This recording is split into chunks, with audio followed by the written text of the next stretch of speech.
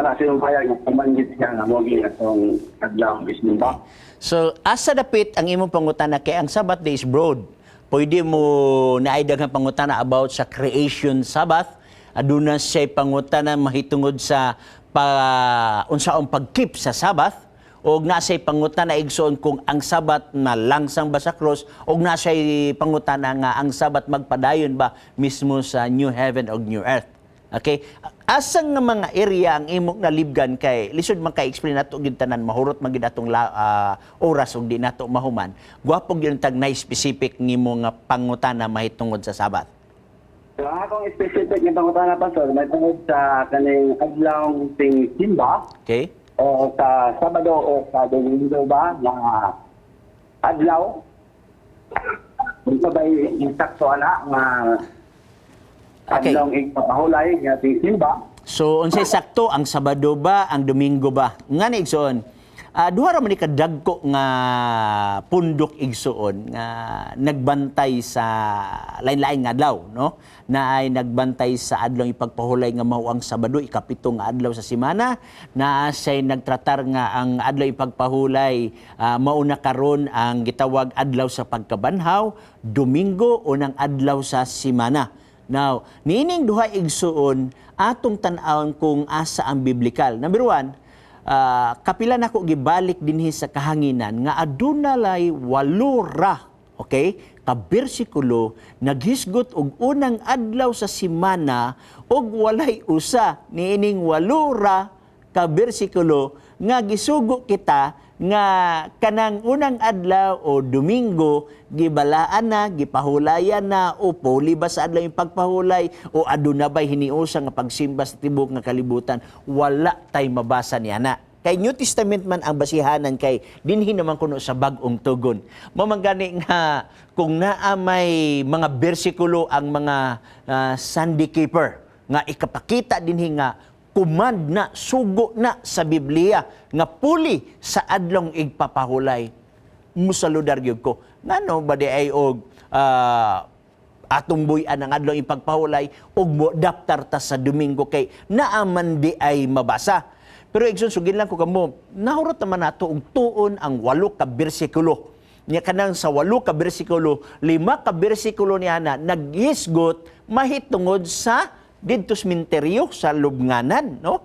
Si for example, Mateo 28 bersikulo 1, laktod sa 9, Marcos 16 bersikulo 1 ngadto sa 3, Lucas 24 bersikulo 1, Juan 19, Juan 20 nagisgot na igsoon mahitungod sa pagkabanhaw ni Jesus Christ, no? Unya na duha ka bersikulo igsoon nga nagisgot og unang adlaw pero Sabados gabi mo nang Acts chapter 20 verse 7 ngadto sa 8. Unya ang isa unang Korinto 16 unog 2 nga nagisgot nga ang tabang ilang i-gather ang tabang panahon sa Domingo. So ang pag-gather ba sa tabang pagsimba ba ay na nga gi-gather nagkuha magay kaog mga tabang igsoon. So imo makita wa nakita dinhi nga bersikulo igsoon nga gisugo nga obserbahan, bantayan o nahimong balaan ang Domingo. Ikaduha pa, mahimong inconsistent kay dili para sa adlaw ipagpahulay igsoon nga naagyoy sugo Exodus kapitulo 20 og nasay sugo unsa ang pagbantay sunset to sunset Leviticus 23 ngadto sa 23 nya naagyoy mga gisgutan dito nga kinahanglan ang buluhaton nimo sa sulod sa unom ka adlaw mao na imbuhaton si kapito dili. Wala ko kakita ana sa Domingo. Asa man nag-ingon diha nga sa unom ka adlaw nga gikan sa gitawag Lunes ngadto Sabado magbuhat ka apan sa unang adlaw sa Domingo mopahulay ka. Wa ko kabasa niya na. Wa sad ko kabasa nga ang simba usa ra ka oras. Oh, nga human sa usa ka oras ang mga tao mo adto sa mall, mo adto sa dagko nga mga SM o guban pa, ang uban mo adto sa dagat mga ligo, wa ko kabasa niya na. Mo magani og wasag ko kabasa niya na nga kung adunay mula pa sa adlong Domingo, gisilutan dili pareha sa adlong ipagpahulay nga daghan tag mabasa diri nga gilapas ang adlong ipagpahulay, adunay corresponding nga punishment.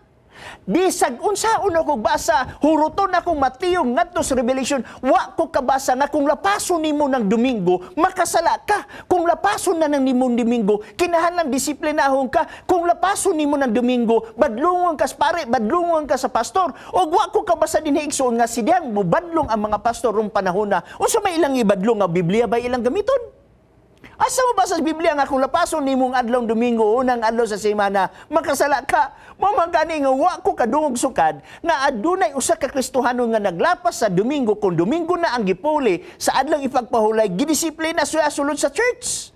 Wala ko kabasa, mamagani nga walay biblical command nga ang Domingo ipuli diha. Apan natay daghang mabasa dinhi igsuon niya. Kini nga Mateo ngadto sa Revelation. Tanan author din ni Hudiyo, except kang Luke. Okay? Kung dinhi ka kang Mateo, si Mateo naghisgot sa adlang igpapahulay.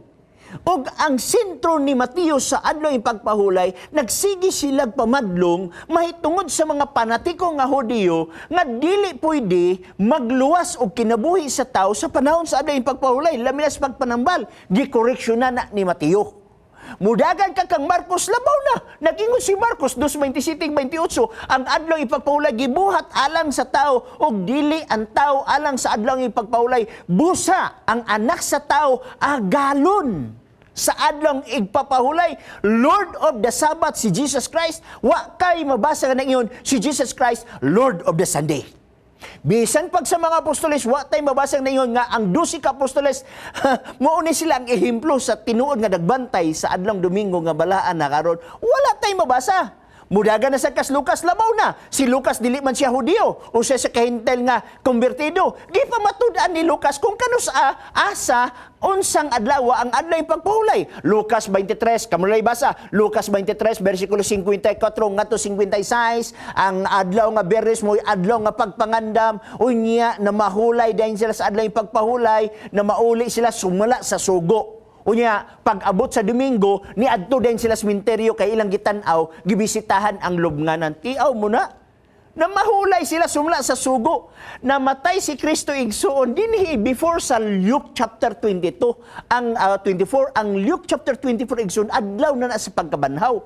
But kung imong tan-awon ang before riana nagingon nga mahulay sila sumala sa kasuguan. Unya sa diyang pagpamahulay nila sa 24:1 nagingon ni adto din sila sa sementeryo. Imo makita nga ang adlong Domingo ting adto des sementeryo. Wala may yun ang adlaw Domingo ting adto simbahan. Wa gyud tay mabasa. Wa sa tay nabasa dinhi sama sa atong mabasa dinhi sa Acts chapter 2, the 18 verse 2, Acts 17 gitawag nato og 17:2 or 18:4, no? Acts chapter 18 verse 4, Acts chapter 17 verse 2, nga diin nabatasan ni Pablo pagsulod sinaguga matag adlang igpapahulay. Wala ko'y nabasa dinhi nga ang apostoles nagbatasan sa unang adlaw sa semana miadto sila sa simbahan. Wa ko'y nabasa diha nga nagbatasan. Meaning to say, imo makita nga mas favorable ang biblical presentation kay nag-ingon diha si Kristo nagbatasan sulod sa sinaguga matag adlaw ipagpahulay. Lucas kapitulo 4 bersikulo 16. Si Pablo usab sa buhat 18:4 o buhat 17:2 nagbatasan pagsulod dito sa sinaguga matag adlang ipagpahulay. Kung naay nabasa ang mga Adventist dinhi sa biblical presentation igsoon, palihog aron makabantay na ang mga tao sa Domingo, pwede ba basahon usab nga si Kristo nagbatasan pagsulod sa Domingo? Matag Domingo bisulod siya sa simbahan. Palihog basahon dinhi sa mga apostoles nga nagbatasan ang mga apostoles nga misulod didto sa sinaguga matag Domingo. I'm very sorry. Wala gitay mabasa igsuon. Mabitaw gyud ko nga 8 ka bersikulo. Kung naa may ikasiyam, muhatag taog pahalipay na makoy gamay nga kwarta dinhi 1,000. Kung naa may ikasiyam nga mabasa igsuon, palihog ihatag nga bersikulo. Sugin lang ko kamo igsuon, seryoso ni. Kay ngano sugin lang ka, mauni ang issue sa worship. Remember, worship God. Simbahon nimo ang Dios nga nagbuhat sa langit ug sa yuta. Unya ang Exodus kapitulo 20 bersikulo 8 ngadto 11 naghisgot ka na og pagbuhat sa adlaw sa bulan mga kalangitan ug uban pagikutlo niyang Henesis 2 uno ngadto sa 3. Igsoon, ako lang na siyang gisay sa igsoon kay kung ato pang pamasahon ang bersikulo, malangan man ta, katong akong bersikulo nga gipang-declare, palihog, basahat to pagbalik, na sa balaang kasulatan. Okay, naa kay follow-up igsoon? Urag nawala na siya, no? So, hopefully, mga televiewers, kung gusto man ta biblical, gusto mo ta biblical presentation, mapugos gyud ta og dawat sa adlaw igpapahulay nga Sabado, ikapitong adlaw sa semana. Wala na gyud lalis ana sa mga dagkong theological seminary, wala de lalis niya na. Mismo pa ang the oldest university sa tibuok kalibutan, the Pontifical University at Rome, wa na maglalis nga ang Sabado, ikapito nga adlaw sa semana, mauna ang Sabbath day. Wala na ilalis niya na. Naranas mga ginagmay nga mga kalikali, mga kilid-kilid, mga tigbakay, nga maningkamot yun nga ang adlaw ipagpahulay, dili mao ang ikapito nga adlaw sa semana, Sabado, di na siya mao. Maningkamot yun nga wala naman dito sa seminary igsoon. Sorry sa pagsulti niya na, pero ako sa pag-emphasize igsoon tungod kay kami nagmahal sa inyo, ha. Ang akong bota na pastor, dahil sa Sabat, Okay. nga ini-issue command. Command? Kuman gid ang Sabat day, adlaw ko pahulay. Yes. Naanas na pulo kasugo igsoon, Exodus kapitulo 20. When in fact ang Roman Catholic, ang Protestant, nagtudlo nga ang napulo kasugo, commandments na siya. Sugo gina siya. Okay, walay reliyon nga musupak nga ang 10 Commandments dili sugo. Sugo gid na tanang reliyon nga Christian, especially sa gitawag mga Orthodox nga mga churches, admitado sila nga sugo gina siya. Pastor, Okay, go. ako may nasa ang Exodo nga may tungod sa 10 Commandments sa 30 nga sugo nga ang Sabat day, okay, ang Sabat day adlaw ipapahulay. Okay. Ako lang ang paliwanag nga ang Sabat day mao bagay ang atong adlaw isimba. Okay. So, ang Sabbath day, mabagi ato isimba. Yes, kayo. Atong sundon si Jesus Christ. Asa man si Jesus Christ sa panahon sa Sabbath day? Luke chapter 4 verse 16. Ani panahon na ato ning basahon igsuon aron nato masabtan, no? Lucas kapitulo 4 bersikulo 16 nag-ingon. Okay? Atong basahon. Og siya miabot sa Nazareth. Diin didto siya magtubo og sumala sa iyang nabatasan. Siya misulod sa sinuga sa adlong igpapahulay og siya mitindog aron sa pagbasa. Kanang word nga sinaguga igsoon equivalent na sa atong simbahan. Diha sa atong simbahan magtudlo, magtuon sa sinuga, magtudlo, magtuon. Mo ni nag-ingon dinhi nga miabri si Jesus Christ og Biblia or kasulatan. Og asa nga bahin sa kasulatan iyang giabre. Okay? 17. Og dihay gihatag kaniya nga basahon sa propeta nga si Isayas. Og sa pagbuklad niya niini nakita niya ang bahin diinay sulat kini ang Espiritu sa Ginoo. Di nato basahon tuwas. So ato makita nga matag adlang igpapahulay na batasan ni Kristo pagsulod sa simbahan o sinaguga, matag adlang igpapahulay. Duga na sa dinhi sa gitawag og buhat, no? Atong tan-awon kung iyon sa gingon ni sa Acts chapter 17 verse 2. Og sumala sa iyang nabatasan si Pablo misulod niini og sulod sa tulo ka semana or adlaw ipagpahulay sa ubang version siya nakiglantugi kanila pinasikad sa kasulatan. Chapter 18 verse 4 nag-ingon pa gyud dinhi buhat 18 bersikulo 4. Og sa tanang adlaw nga igpapahulay meaning to say walay skip, walay laktaw. Tanang adlaw igpapahulay meaning to say every Sabbath, okay? Og sa tanang adlaw nga igpapahulay siya nangatarungan didto sa sinuguga sa pagpangdani sa mga Hudiyo ug mga Gresyanon. So nagmensahe siya. Ing anak kabalaan ang adlaw ipagpahulay igsoon. Mismo pa sa bag-ong langit o bag-ong uyuta magsimba. Atong tanawon ang word simba igsoon aron makita gyud nato unsa ang giingon sa balaan nga kasulatan. Simba gyud ang gisgutan dinhi. Meaning to say, mao gini ang pamatasan. Okay, Isaiah 66 mahitabo ni future dito sa new heaven ug new earth. Wa pa may new heaven and new earth at karon sa ato pa future ni unsa may mahitabo sa future niya.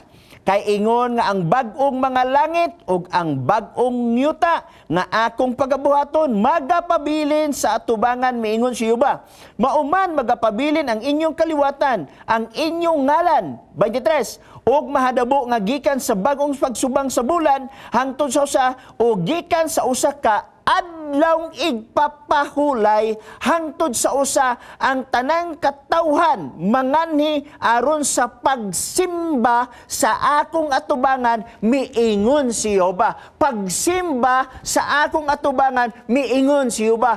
Kanus ani siya mahitabo igsuon sa new heaven ug new earth. Kini usa ka pagpamatuod nga ang adlong ipapahulay wala maapil paglangsang dito sa cross sa Kalbaryo. Sumala sa mga giwali sa uban nga gilangsang na kuno to ang adlong ipagpahulay. Kaya new heaven ug new earth, future ni siya matuman gyud igsuon. Okay, follow up igsuon.